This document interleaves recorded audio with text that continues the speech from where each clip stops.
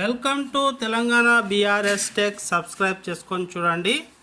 ఇక్కడ Google pay అని కనిపిస్తుంది కదా. గూగుల్ పే ద్వారా మనం టీవీ రీఛార్జ్ ఏ విధంగా చేయాలో, డిష్ టీవీ, సన్ డైరెక్ట్ అన్ని టీవీలకు మనం రీఛార్జ్ చేసే సరైన విధానం చూద్దాం. సన్ డైరెక్ట్ కానీ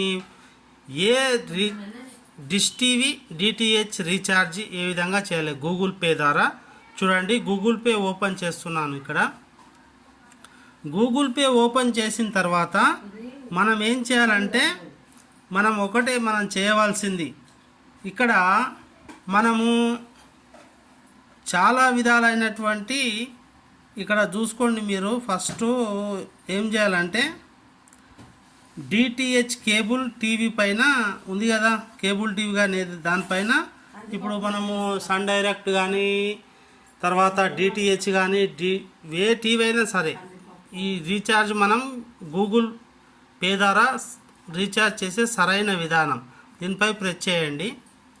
ప్రెస్ చేసిన తర్వాత ఏం చేయాలి, ఇప్పుడు నాది Sun Direct, ACT digital TV, Airtel TV, ఏ టీవీ అయినా సరే ఈ విధంగా చూసుకోండి. అన్ని టీవీలు ఇక్కడ కనిపిస్తాయి. ఆ యొక్క టీవీలను మనము ఇందులో లింక్ చేసుకోవాలి.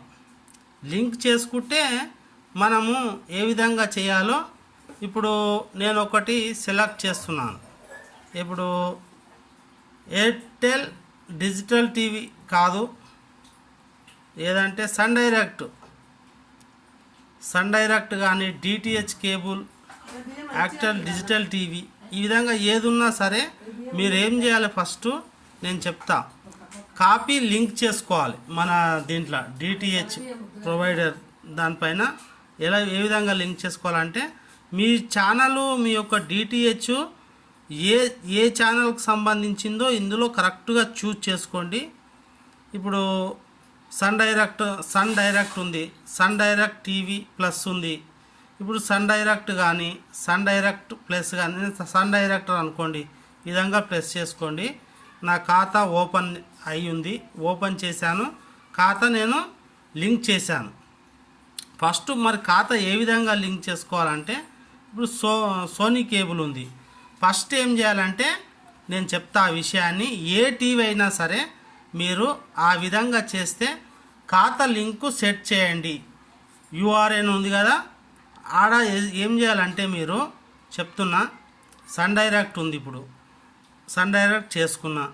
ఇంకా డిటిహెచ్ ఉంటుంది, కొంతమందికి టీసీఎన్ డిజిటల్ ఉంటుంది, టెలికేబుల్ ఉంటుంది, ఇక్కడ విక్టరీ డిజిటల్ నెట్వర్క్ ఉంది. ఖాతా లింక్ చేయమని ఉంటుంది. అయితే ఒక్కొక్క ఫోన్కు ఒక్కొక్క విధంగా ఉంటుంది. అయితే మీ ఇంట్లో కూడా ఒక సెటప్ బాక్స్ అనేది ఉంటుంది, దానిపైన సిడిఎస్ఎన్ అనేది నెంబర్ ఉంటుంది. ఆ ఖాతా నెంబరు నేను చూపిస్తాను, అది చూడండి. ఇక్కడ చూడండి, ఇప్పుడు మన కేబుల్ టీవీ యొక్క సన్ డైరెక్ట్ కానీ ఏదైనా సిడిఎస్ఎన్ అనే నెంబర్ ఉంటుంది. ఆ నెంబర్ను ఏ విధంగా సెట్ చేయాలో ఈ దాంట్లో చూసుకుందాము. ఈ విధంగా అయితే మనకు సిడిఎస్ఎన్ నెంబర్ అనేది ఇక్కడ ఉంటుంది చూడండి, ఇక్కడ కనిపిస్తుందా సిడిఎస్ నెంబర్, కిందికి చూడండి. CDSN number 7048488135. ఇట్లా ఎవరి కేబుల్ ప్రకారం ఆ విధంగా ఉంటుంది. ఆ నెంబర్ను నేను చూపించాను కదా, ఇప్పుడు ఎక్కడ చూపిస్తానో చూడండి. అక్కడ మీరు ఇది యాడ్ చేసినట్టయితే మీకు ఇది ఏమవుతుంది, మీ యొక్క ఫోన్ రీఛార్జ్ చేయబడుతుంది టీవీకి గూగుల్ పే ద్వారా. ఆ విధంగా చేస్తేనే మీకు గూగుల్ పే ద్వారా సాధ్యం అవుతుంది, లేకుంటే సాధ్యం కాదు. నేను చెప్తాను. ఇంతవరకు మీరు ఈ యొక్క డిటిహెచ్ ఏ విధంగా సిడిఎస్ఎన్ నెంబర్ అని చూశారు కదా.